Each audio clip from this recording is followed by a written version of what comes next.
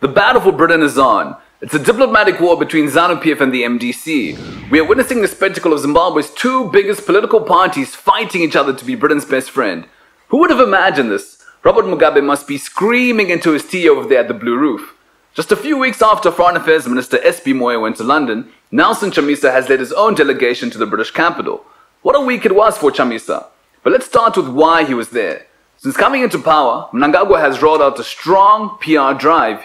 He's opened doors that were closed to Zimbabwe for a long time. He's been to Davos, he's been on the cover of the Financial Times, he's welcomed Western diplomats, stuff that we never thought was possible a year ago. So, Chamisa had to respond. He needs his own diplomatic plan. Remember, the MDC accuses Britain of siding with ZANU-PF. Who can blame them? We've seen the British ambassador in that famous ED scarf. Even the British Minister for African Affairs was seen wearing it. Who would have ever imagined that one day the MDC would be the one accusing the British of supporting ZANU-PF? You've got to love Zim politics. And what a week Chamisa had. Highs and lows. We saw Chamisa on a table at a big rally in Bedford. We saw him digging himself into a hole with one bad joke. Not the kind of joke you want to make in 2018.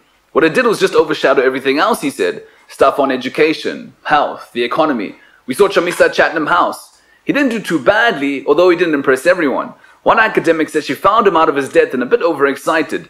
And then came that BBC HARDTalk interview. Chamisa got a really tough ride. To his credit, Chamisa was calm in the face of hostile interrogation. But he was taken apart by some of his promises. It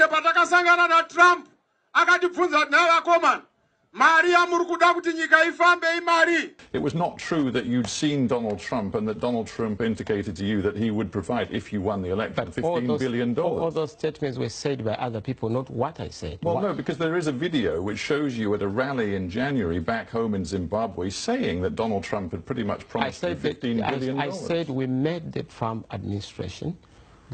So to be clear, because some people in Zimbabwe are still confused, you're now telling me you did not meet Donald Trump. We did not. No. We met the Trump administration. When asked about the challenges in striking the right balance between populism and credibility, Chamisa said the following about his record as minister during the GNU. In the inclusive government, we delivered. When I was Minister of Information and Communication Technology, during the inclusive government, I dealt with issues of Wi-Fi, I dealt with issues of connectivity, bringing in the fiber optic cables into the country. So I'm not the sort of guy who would just give empty promises. I'm a serious guy. His supporters at rallies have been singing this tune. It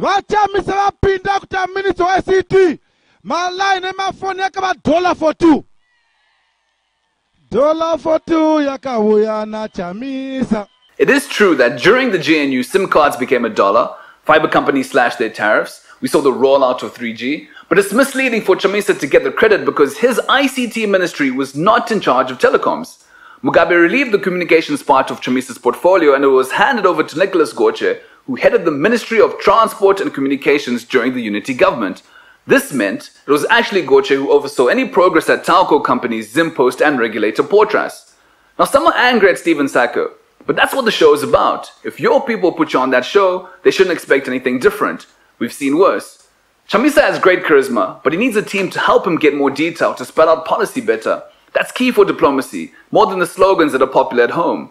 So did this trip help Chamisa? It was good to meet the Brits directly to sell the MDC story, to give an alternative to what ED has been selling them so far. It's not just the voters that Chamisa needs to win over. He also needs the confidence of other nations, the support of diplomats, even big business and investors. Whoever wins the election will need the confidence of those who have the keys to investment. This is why Britain's important. They have influence on people with money, those with seats on the table at all the banks that we all cash, institutions like the World Bank, the African Development Bank, and others. The CDC is looking to invest almost $1 billion into Africa over the next 3 years. Obviously, Zimbabwe wants a piece of that money. No other country outside of Africa has had more influence in driving world opinion on Zimbabwe than the UK. Chamisa needs all these guys to believe that he is ready to lead, that they can trust him with their investments. This is what he's trying to do. And here's where the diplomatic battle is. On one side, ED selling maturity and stability. On the other, Chamisa selling change and democracy. Which product would the British buy? Let's see if the MDC now tones down its criticism of the UK. Meanwhile, Chamisa has a lot of work to do at home. He has to sort out a lot of stuff going on with the primary elections. We saw Jessima Jome quitting the race in Harare West. That tells us something's not right in the primaries, and Chamisa will have to deal with that quickly. Hey guys, thanks for watching POV. Subscribe to get more updates on Zimbabwean politics and what's happening in current affairs in the region. Like us on Facebook and follow us on Twitter.